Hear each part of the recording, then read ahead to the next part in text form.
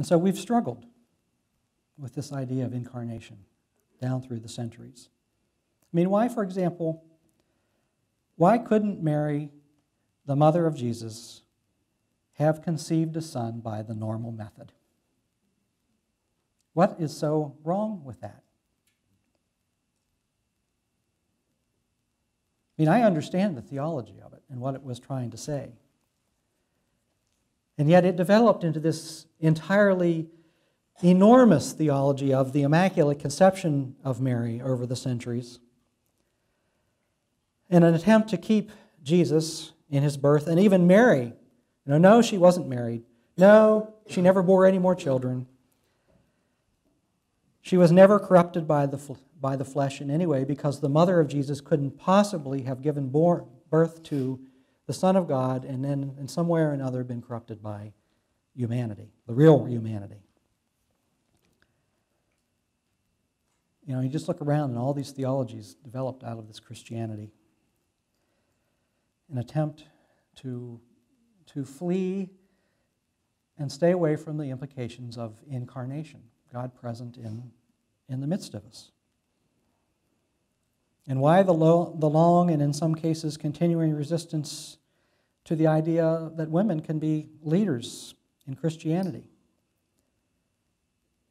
Because men were thought to be innately more cerebral and therefore more spiritual and therefore closer to the divine image and more capable, therefore, of being the head of the household and the head of the church and the head of everything else. And women were more thought to be more passionate and unpredictable and force of nature, and therefore corruptible and more corrupted.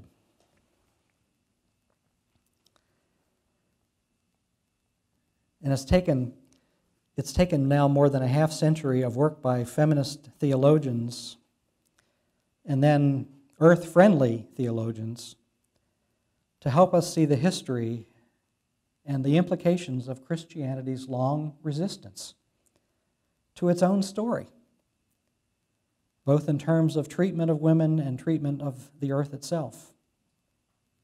Because if the earth isn't important, if our goal is to flee the earth because it's going to disappear anyway, then what matter is it that we take care of it? To embrace the idea of the incarnation, the idea that God is present in us, in this earth, in the universe, is to embrace fully and passionately everything about our lives and the life that we have here. And not worry so much about the next one, whatever the next one looks like. It's to embrace the idea that every single person, man or woman, has the presence of God in them. And therefore, we are all equal. It is to embrace the idea that there is a spark of the divine present in every tree, in every animal, in every rock, in every piece of the earth, in every star in the universe. And that's where you find God, wherever you look. You don't have to look somewhere else and wait for something else. You just have to open your eyes and look around, and wherever you look, you will see the presence of God. And that's the shift that happens. Judaism has itself, that Christianity is born out, has this ancient idea that the creation is good and that God is present everywhere. But what Christianity brings to the table is a more fully developed idea at the time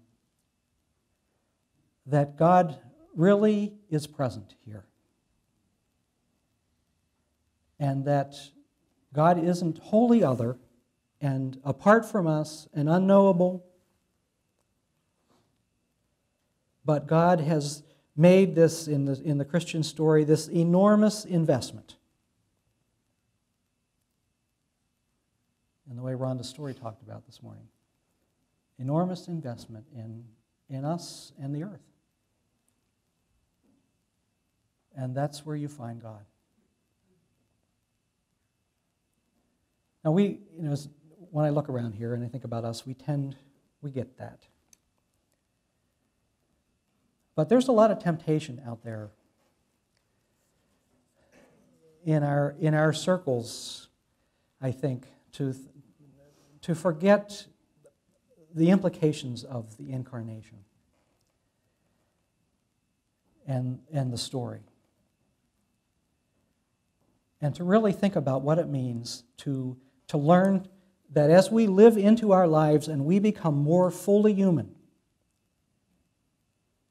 that at the same time we become more fully human, we also reveal more of the divine that is in us. And in our Christian story, Jesus embodied that fully and perfectly. That's the story. But only in the sense that that potential is there in every single person, every single one of us as well.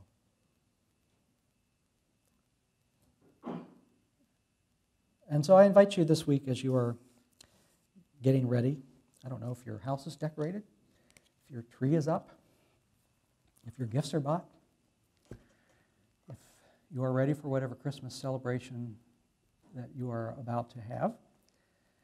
I invite you to look around at your house, your tree, fake or real.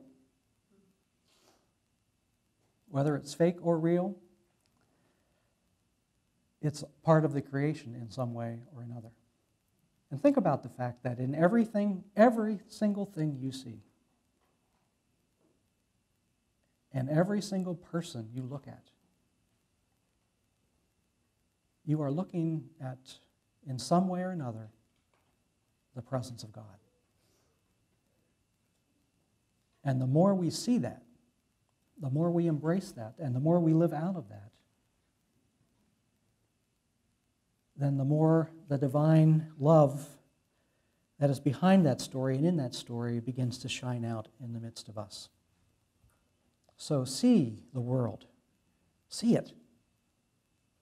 And love it and live it and embrace it. Thank you for listening.